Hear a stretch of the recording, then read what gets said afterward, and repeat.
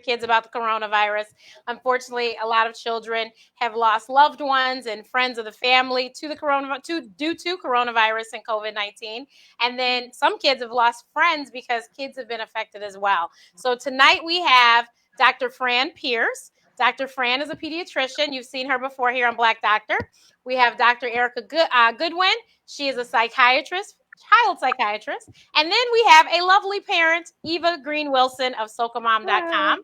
And so she's repping for the moms, although Dr. Fran is also a mom too. So we'll just jump right in. So Dr. Erica, I know you're going to bless us with some great resources. I'm very excited about that because I know people want to see that. But can you please tell us, what do you think a good conversation is for Eva? Eva has two teenagers. So like the conversation for the teenagers and a conversation for the little ones. Because in Detroit, where I'm from, a 5-year-old died. Oh. Yeah. So the first thing is making sure that people are using language that is age appropriate. So naturally, the language you would use with a little munchkin that's like 3, 4, 5, or 6 is very different than the language you use with a tween versus a teenager. So if you're talking about little kids, you're probably talking in terms of germs and those kinds of things, where you may actually mention a virus a little bit more specifically with an older child.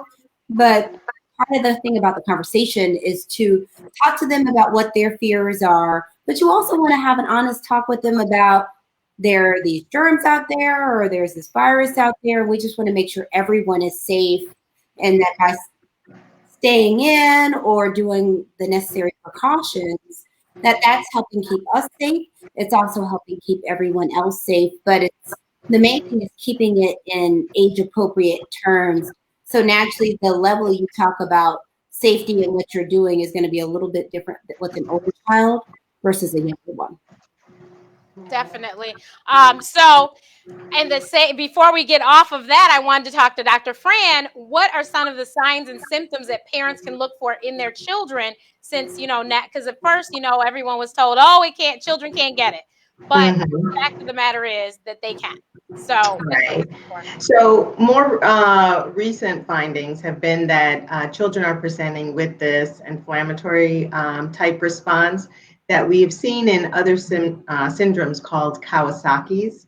Now, this is all still fairly new and the numbers are still fairly small, so we try not to create alarm, but Kawasaki is a disease that we identified probably back in the 1960s that showed inflammation of arteries.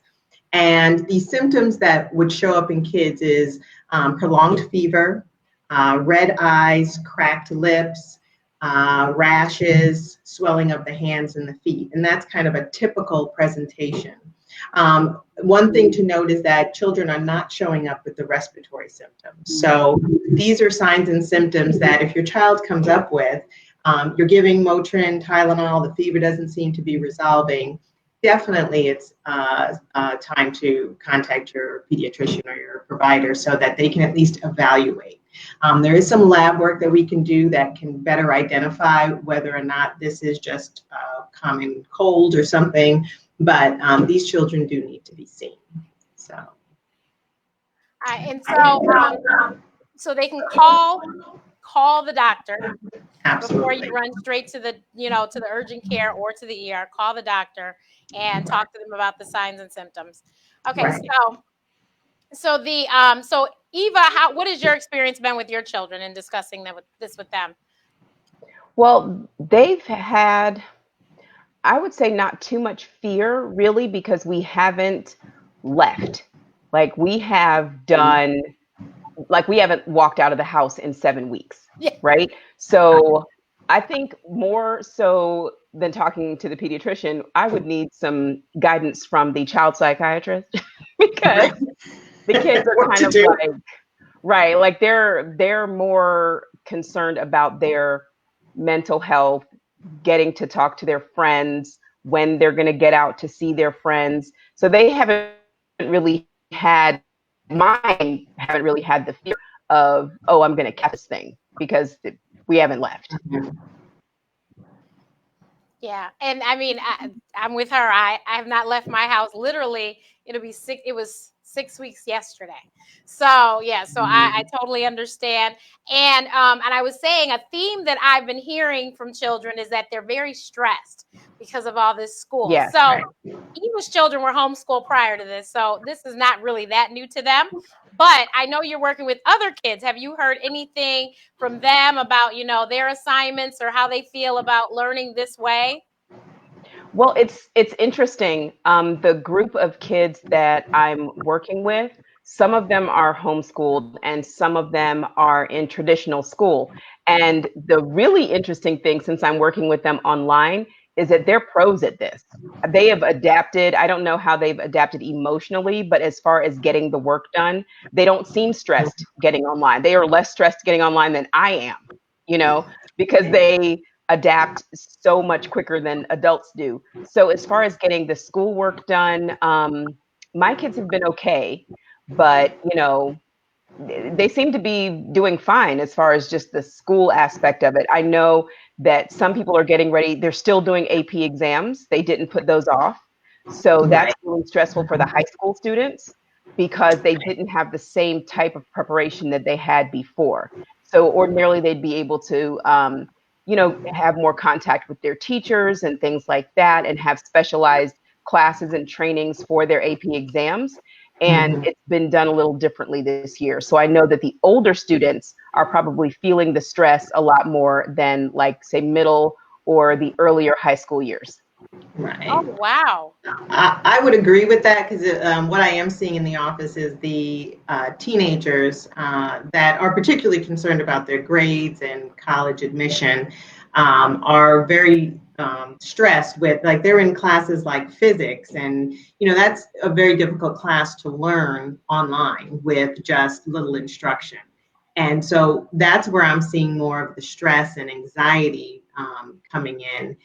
They had an unfortunate story of a child who really was having suicidal thoughts because of the stress. So it is a very real anxiety and a real stress for these children. And parents really need to be checking in and asking them, are you okay? Are you keeping up? How are you dealing with this? Because it may be so overwhelming that really it's too much. And I actually read a story a few weeks ago of a young lady who was just, I guess it was too much, and she committed suicide. She was 15.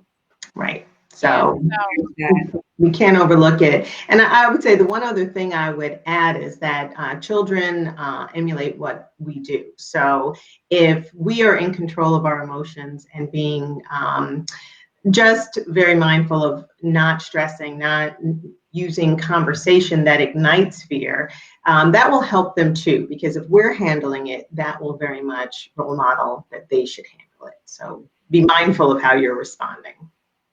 Now, Dr. Erica, how do we handle the children, unfortunately, that have to go through the grieving process of losing loved ones, family, friends, etc.? How do you handle that when you can't even attend a funeral or a wake or anything?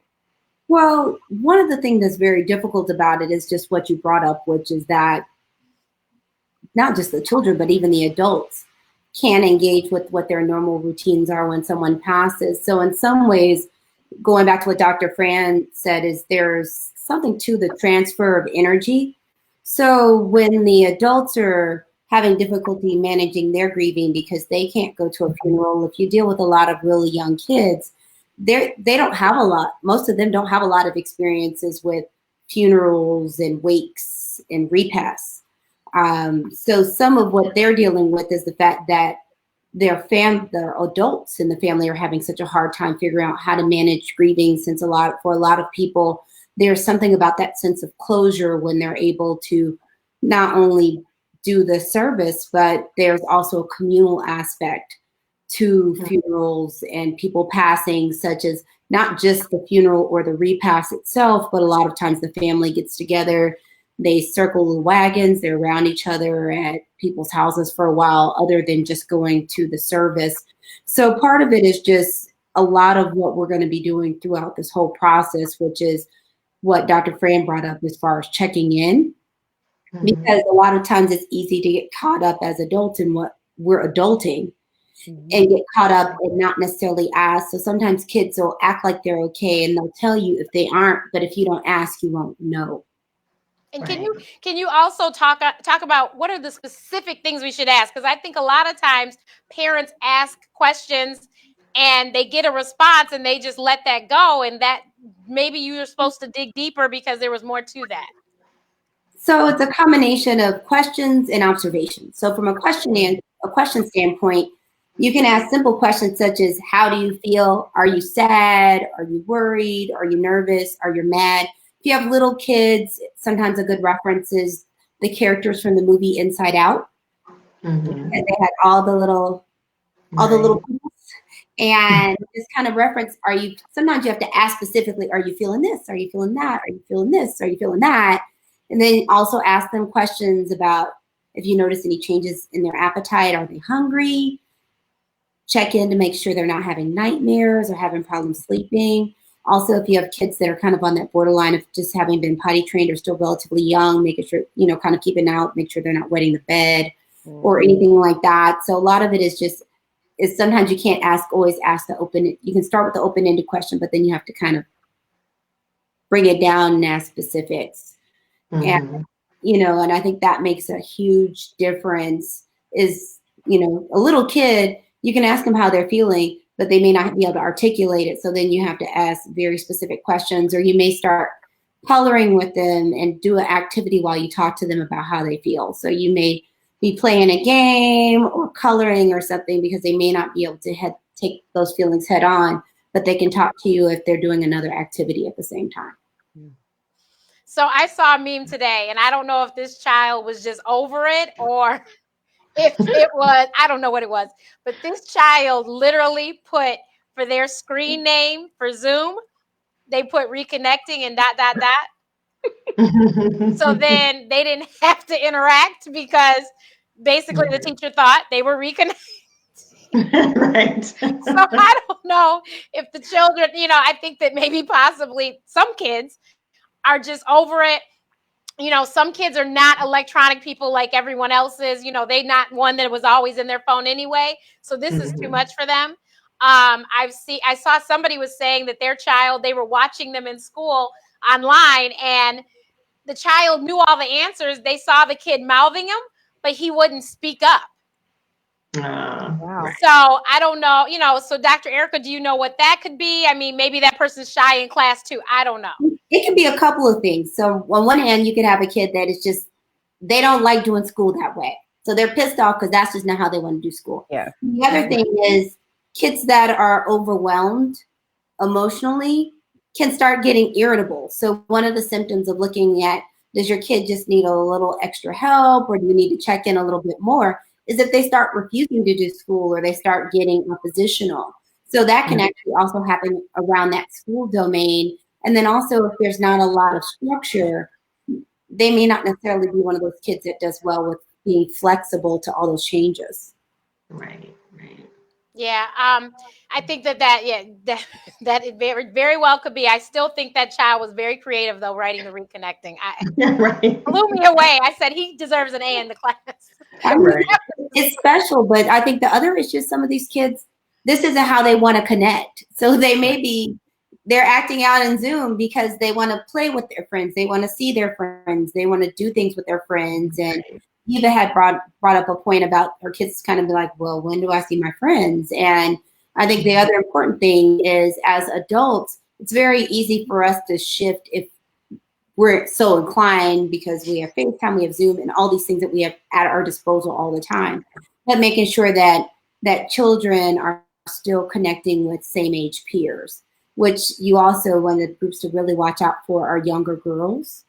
Partially because you'll see some of the boys are gamers, so they have their headsets, so they're chatting it up with their friends like they do all the time because they're connected with headsets. And then you'll have the girls that may not be doing those kinds of activities to make sure they're still having some creative ways to interact with same age peers outside of when they're in the Zoom rooms for school.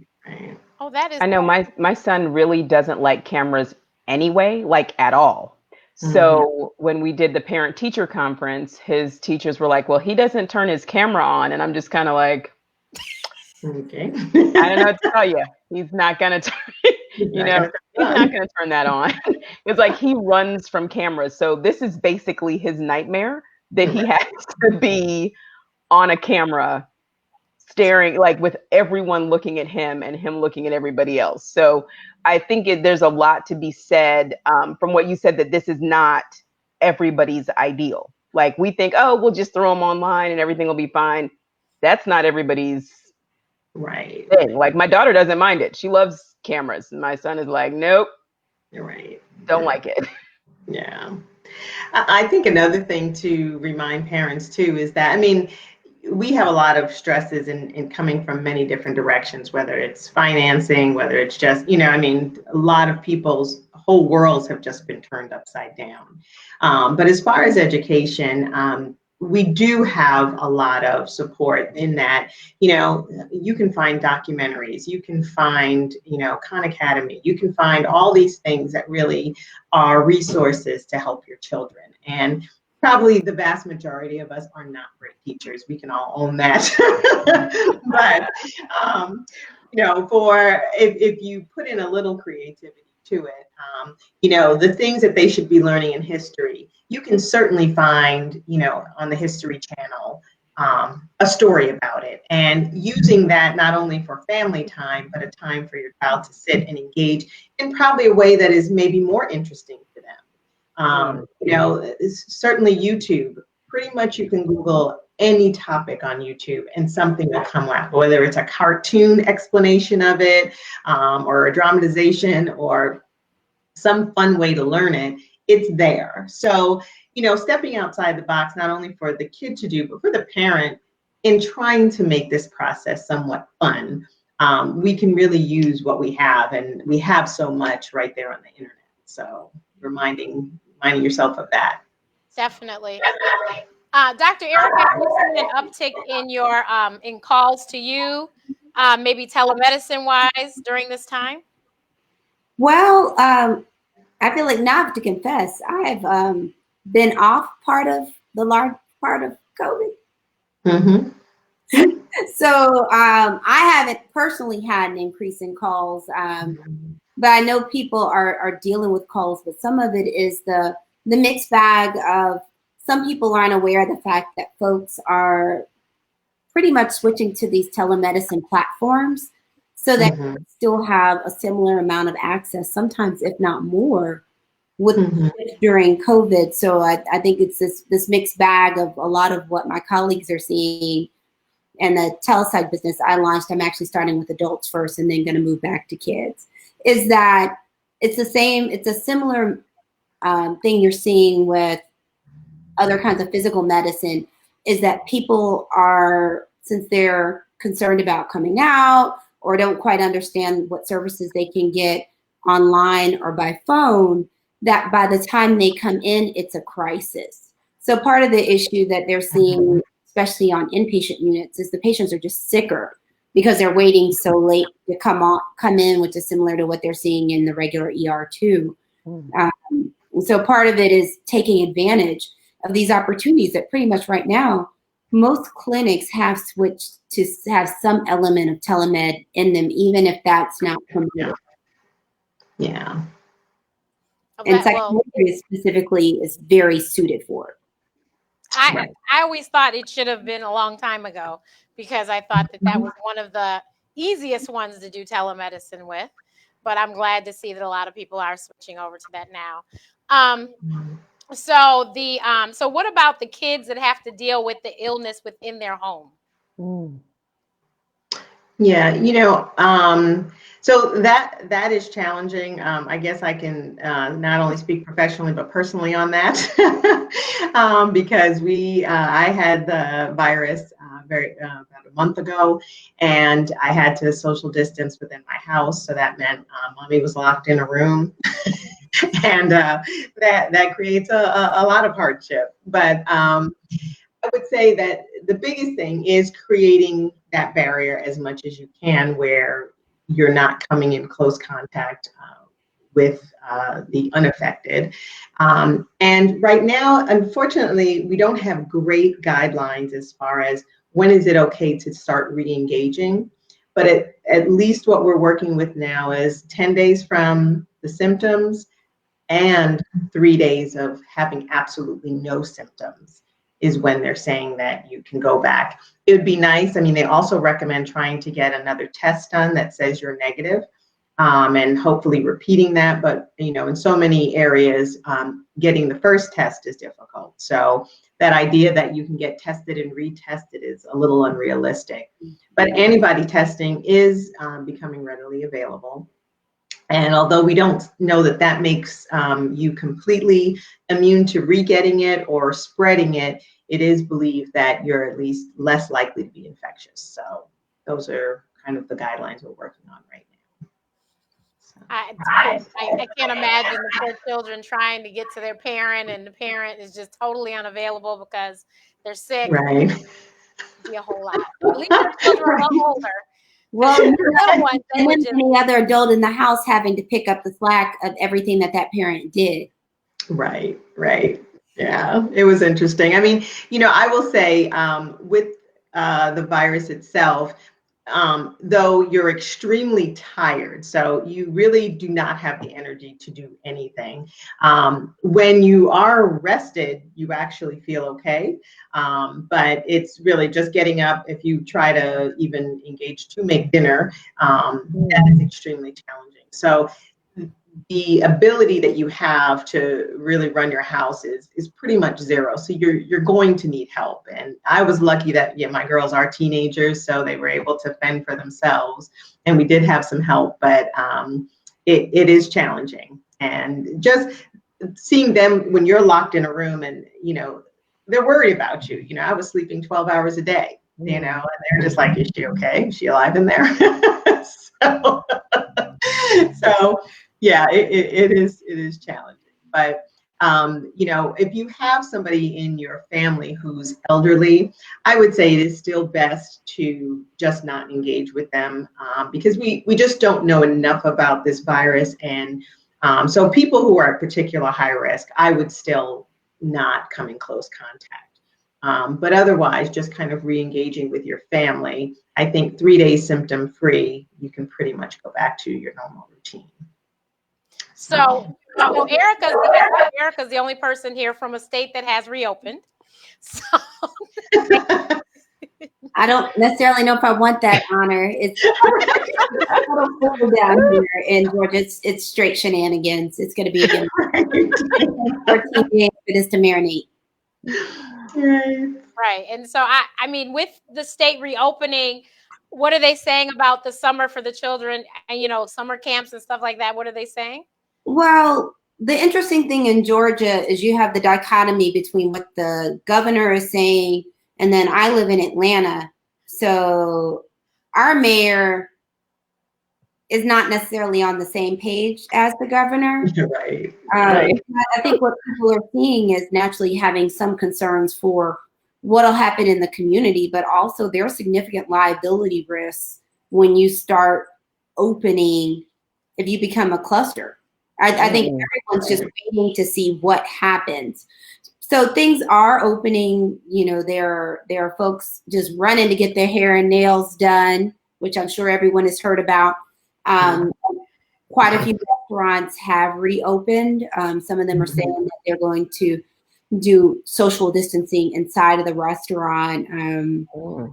But and then there were lines of people at the malls. I mean, it's a mess. But looking at summer, I think right now there isn't a plan yet as far as from what I've heard about school, exactly what's going to happen with school. From what I've heard, I haven't heard a lot about summer camps being open and those kinds of things. I think people are still being quite cautious. And if you ask what my clinical opinion is probably, I think everyone's predicting that second wave anyway. And if everything goes shenanigans from us opening so early, it's not going to be an issue because we're at almost mid-May. By the time we get to beginning of June, we're going to spike again anyway. Right. Yeah. Right. That's what I was thinking. So except for all of us in the house. Huh? Right. I said except for all of us in the house. Yes, exactly. Right. So that's why I'm just like, well, I'll just stay put, and I'm appreciating the governor and the mayor here because they're telling us to stay put, and I think that we should just stay put. And we can, slowly open things up. The phases that the governor laid out look lovely to me. I don't know if phase 3 will be in June. It probably won't be, but at least we have a plan in place, and eventually we can get back to normal. Now, what I did hear today, those poor seniors in high school, I heard colleges are thinking about not having face-to-face in the fall. Right. Which will be extremely challenging and anxiety provoking. Right. Yeah. And that's been one of the huge things, like compacting this issue of kids not actually having graduation. So they're not having their goodbyes with their friends. They're not having these celebrations. They're not having these moments that are typical milestone moments. But there's a lot of uncertainty of, well, what happens to when I go back to school? When I go to college, are they going to start on time? Because that's the other issues. Are they going to start in the fall? Next is, are they going to have things on campus, or are they going to stay remote longer? And there are just so many things that are totally up in the air for so many of them that it's a high level of uncertainty for an adult to deal with, but it's a lot, especially for these young people. I had a question about, how you have some parents that are like me, that are like, we're not going outside. That's just it. If it's not an emergency, we're not going outside. But you have other parents that are the ones who are at the hair salon, and they're letting their kids go to the park and all of those kinds of things. So I was just wondering, like, what do you say to your kids when, you don't want to be the bad guy because you've been sitting in the house with them all this time, but you also don't want them to get any of the symptoms that you guys were talking about with the, the clotting and all of these inflammation and things like that, because somehow they've gotten the idea that they can't get sick. So well, what do we say? And that is so much what was promoted early on, was that, don't worry, your kids aren't going to be sick. And honestly, I don't even get that many phone calls any longer in the office regarding parents being concerned about their children being ill. As the weather gets warmer, it's going to become more challenging. And the longer we are in the stay-at-home, it becomes more challenging. So we still encourage that going for walks is fine. What you don't want to do is loiter at the parks, but you should be able to go for walks, bike rides, and things like that. So what I do with my kids, and again, they're older, is that if you want to go for a bike ride, you still have your mask on, and then you guys can go bike riding and then come back. They have had backyard with one or two other people where they're sitting separate, and a few have just, mostly Zooming, and it's mostly online stuff. But we have to figure out a balance. And again, there's really no reason to be going to the mall or doing things that are unnecessary. When you go to the grocery store, trying to go at the times where you think, less people will be there is still important, and just creating that social distance. But within that, I would say that the normal things are try to get out and do things that allow you to still have the social distance, like walking, jogging, riding your bike, and adhering to wearing the mask so that you can minimize your exposure that way. So. And this is one of those times where you have to channel, since we're on blackdoc.org, I feel like I can say this, you need to channel Black Mama, Black Grandma. Where if everyone jumps off of a cliff, are you jumping too? Right. I mean, and that's the thing, is you have to literally, it ends up being one of those things that I just really want you to be safe. I want everyone to stay safe. We're doing this so that not only to keep you safe, but to keep other people's grandparents. A lot of times talking about the older people seems to get people. Right.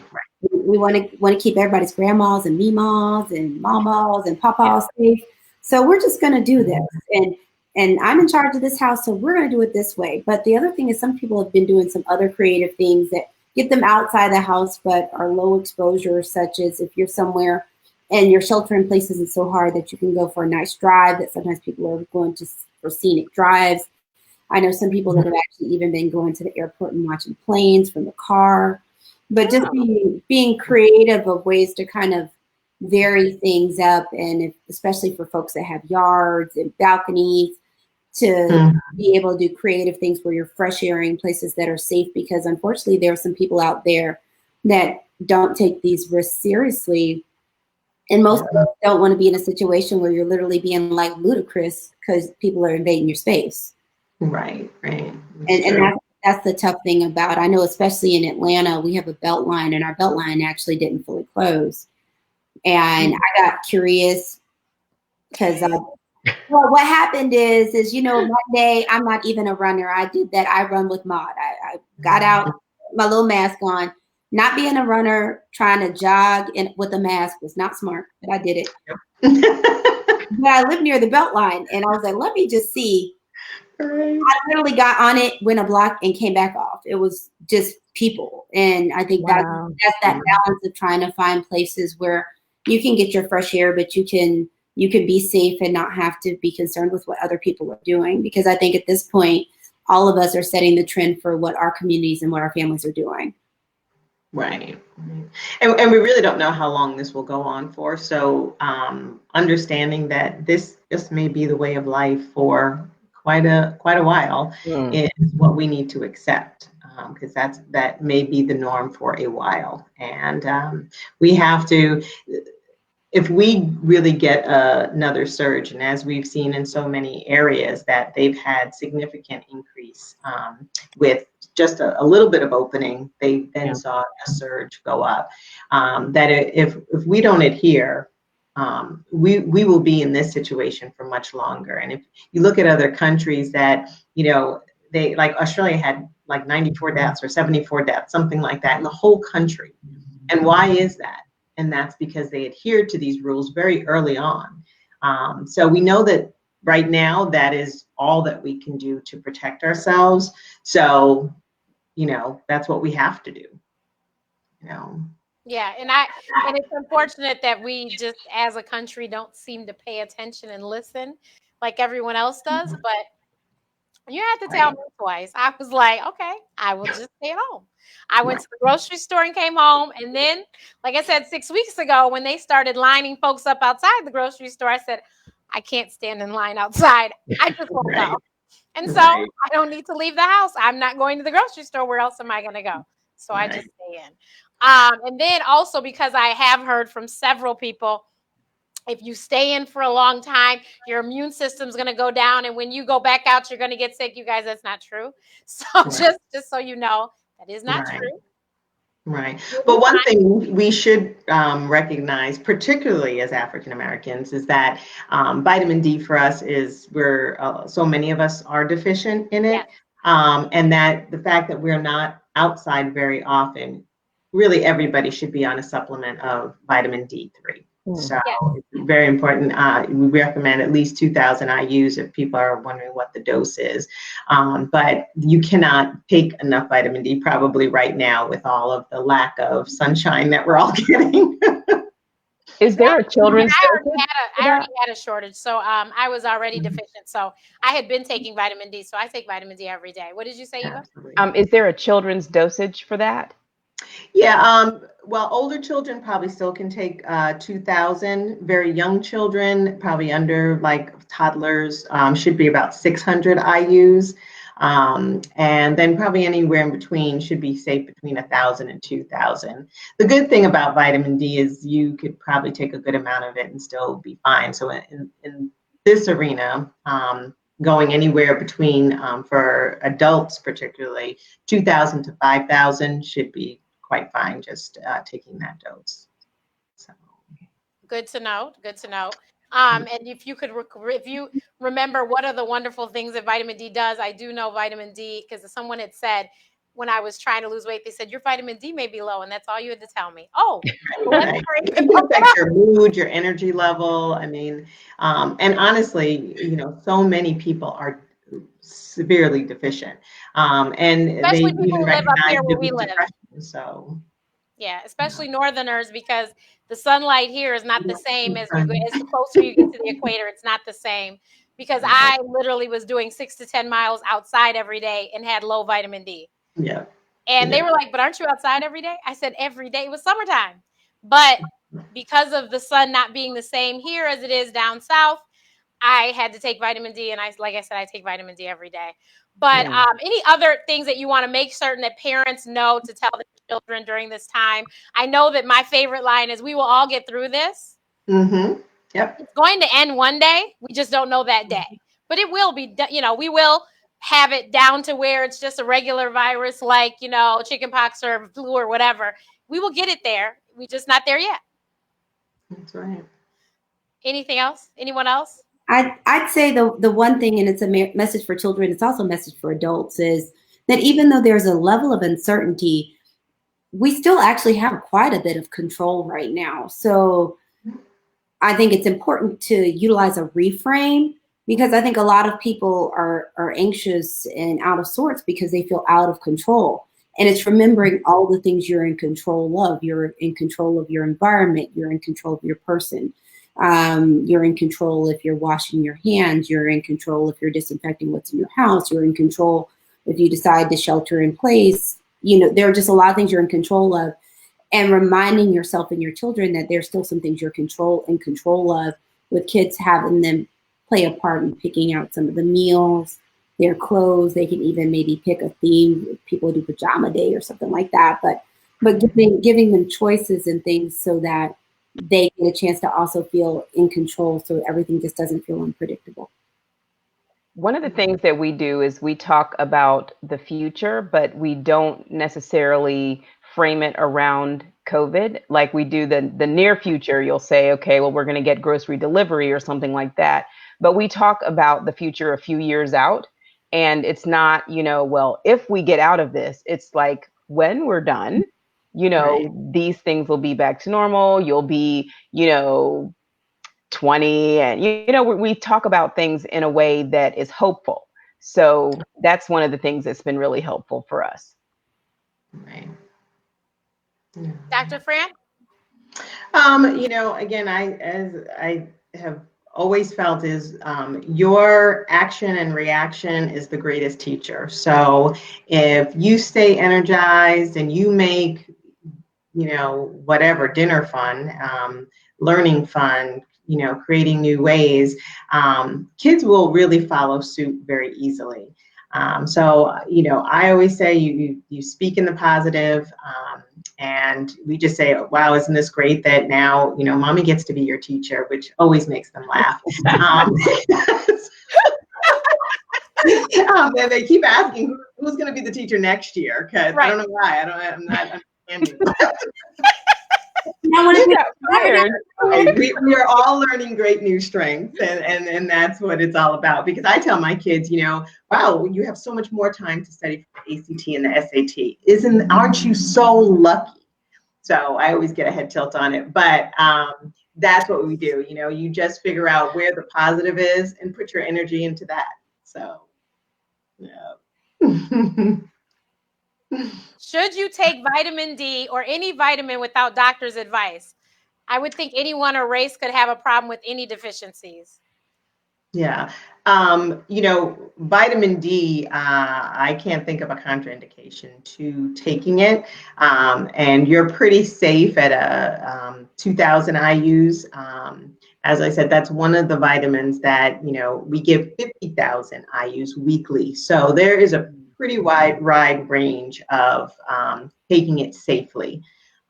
Certainly you can just check with your doctor, or if you're taking other medications, maybe check with the pharmacist, but across the board, vitamin D should be pretty safe to take. Thank you. So that's actually the only question we did have. Somebody asked how many IUs. I did tell them that. So if you have other questions, please post them here and we will try to get to them, and as we check back during the week. But thank you so much, ladies. Please let everyone know how they can find you. So we'll start with you, Dr. Erica. Hi. Thanks so much for having me. I had a blast. I hope you all had as much of a blast as I did. You can find me on all social media at Dr. Erica, DoctorEricka. My parents used all the letters. All of the letters. And I did recently launch a telepsychiatry practice that you can find at goodwintelepsych.com. That's goodwintelepsych.com. Goodwin is spelled like it is, like if you're good, you win. Okay, Dr. Fran? So I'm a pediatrician in Tinley Park, Illinois, and I work with Franciscan Health. So you can certainly call us there. Should I just give the number? That's fine. That's fine. I'm typing. Go ahead. So our direct number is 708. 444-1512. And as well, I have a website called piercepediatrics.com.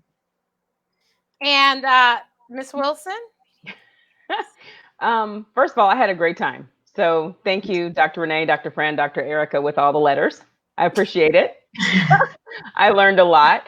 So I am online. I'm SocaMom, SOCAMOM. And so on Instagram, I'm at SocaMom. It's Soca like the music. And my website is SocaMom.com. And on Twitter, SocaMomDC. So Facebook is a little longer. I would just type in the search SocaMom and you'll find us. Right. Wonderful. Thank you so much, ladies. This was lovely. And everyone, thank you for watching. If you're watching the replay, please make sure you share this with somebody. I'm sure somebody knows somebody with children that they need to talk to. You guys, please don't forget to check on the elderly. Please don't forget to check on the elderly. Please don't forget to check on the elderly. Your children actually might find it fun to, call grandma, grandpa, FaceTime them. I've heard of this grandpad that is some simple electronic way of speaking to the elderly. Facebook has the portal, whatever, but please make sure you check on the elderly that are, sheltering in place by themselves. Thank you so much. Have a great night. Take care. Bye. Bye.